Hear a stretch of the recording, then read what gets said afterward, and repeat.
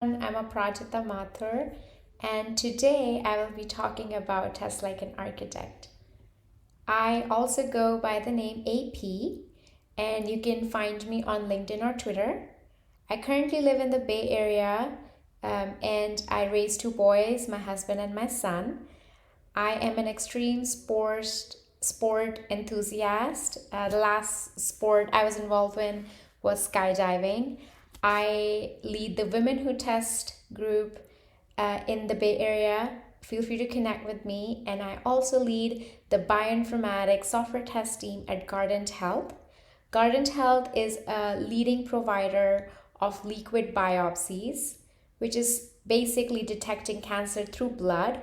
And we just got FDA approved for our Guardant 360 CDX test. Learn more about it on our website. So, talking about architecture and civil engineering, I will be drawing some parallels between these fields and software testing. We all are builders, not just the architects.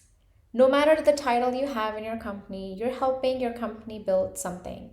It could be software, teams, new processes, test automation, DevOps, development strategies. There's so many things that you help build. And all of us love what we build.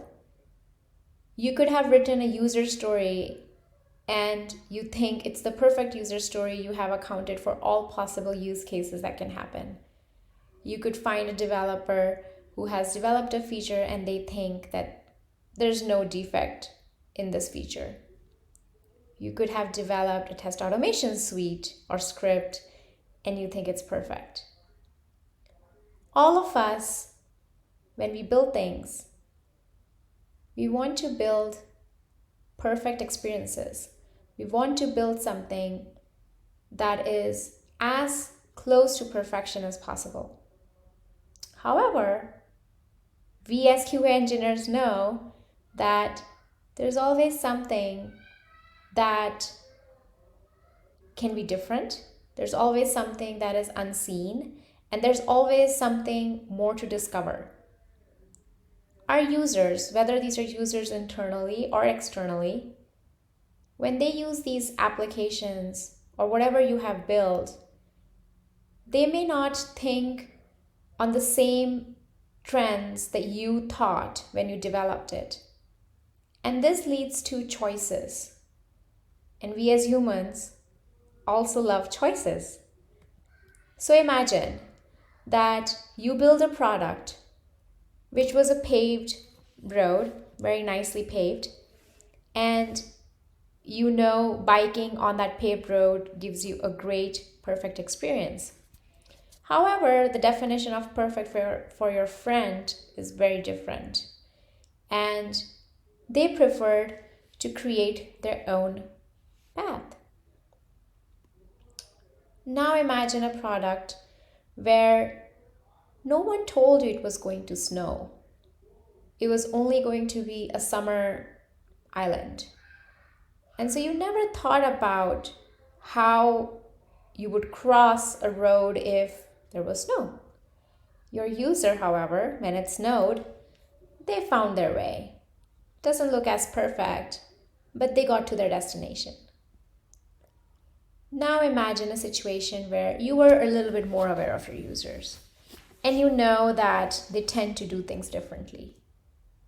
You don't want them to do things differently. So you put a big sign and you say, please keep out. However, they have their own will. They have their choices. So they still decide to take a different path that you didn't want them to take. Why do we do this? Why do humans do this? Humans do this because we are curious. Life is curious.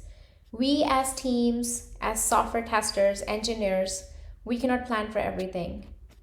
And our users will always try to find a path of least resistance. We try to find a path of least resistance. So in this picture here, you see parallel paths in London. This is a beautiful park that an architect built where they build a jogging path. What they didn't imagine was a pandemic in which everybody would need to be 6 feet apart. And here you see the users creating the paths that they need in order to maintain their lifestyle. So, think, have you ever in your life taken an unpaved path? You probably have. This is an architectural use case of Ohio State University. Ohio State University, when they built their campus, they didn't build any paths.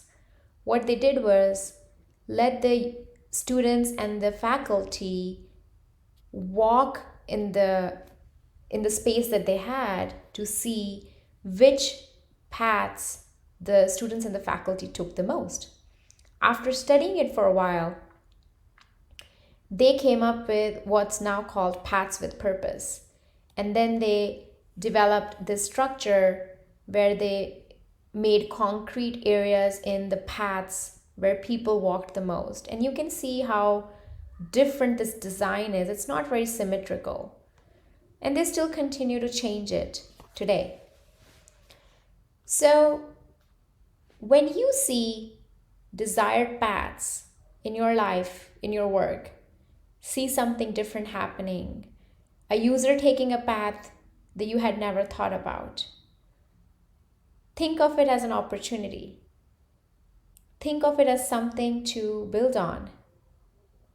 These users can be internal or external. It could be someone from your very own team. How do you know if it's a desired path? How do you know it's not just a different thing that this person is trying to do? Think about improvement versus oscillation. With today's agile teams, it's very hard to understand whether we're really improving or not, no matter how many retrospectives you have. You really have to sit down and think internally a little bit. If you think that you're always stuck in the same loop, no matter how fast you're trying to sprint, you come back to the same problems. Your team is complaining about the same things.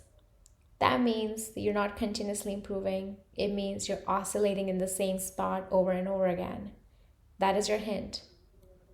So next time you see someone taking a desired path, taking a path that you didn't think they would take, let it drive you to better experiences. Thank you.